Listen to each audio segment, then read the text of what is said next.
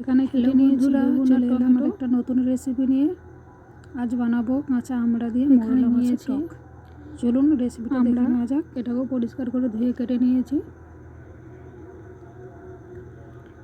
এখানে নিয়েছি মোরলা মাছের ভাজা, আগে থেকে ভেজে নিয়েছিলাম।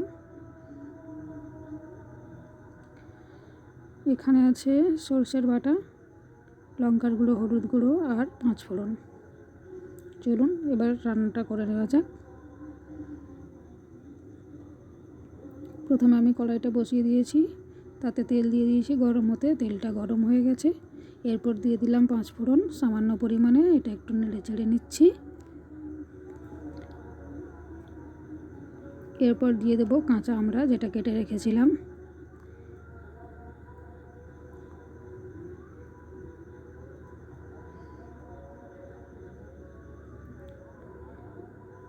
হালকা করে নেড়ে নিচ্ছি এটাকে।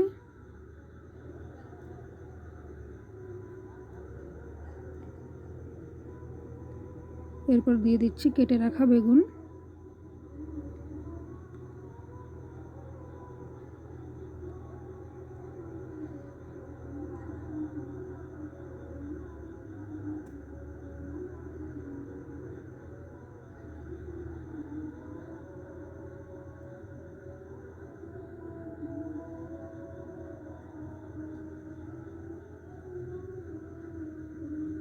এরপর দিয়ে দিচ্ছি স্বাদ মতো লবণ।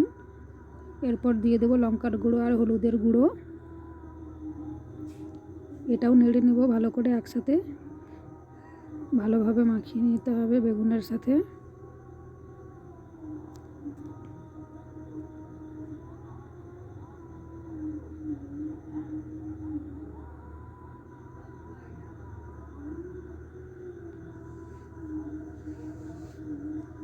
এরপর দিয়ে দিচ্ছি জল।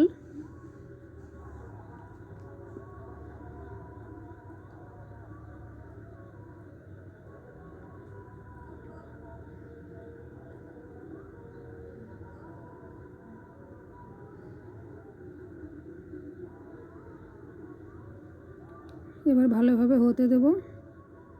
ঝোলটা ফুটে এসছে, বেগুনটাও প্রায় সেদ্ধ হয়ে গেছে। এরপর দিয়ে দিলাম টমেটো কুচি আর বেটে রাখা সরষে।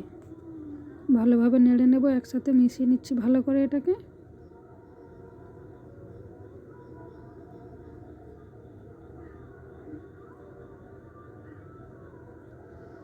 পাঁচ মিনিটের মতন এটাকে রান্না হতে দেব। হয়ে আসলে এবার তারপর দিয়ে দেব ভাজা মোরলা মাছগুলো। এবার দিয়ে দিচ্ছি ভেজে রাখা মোরলা মাছগুলো।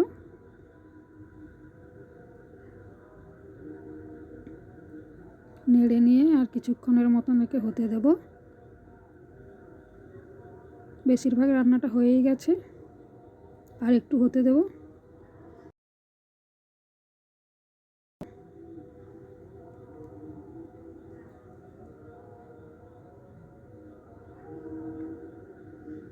বন্ধুরা, আপনারা অবশ্যই এভাবে ট্রাই করে দেখবেন।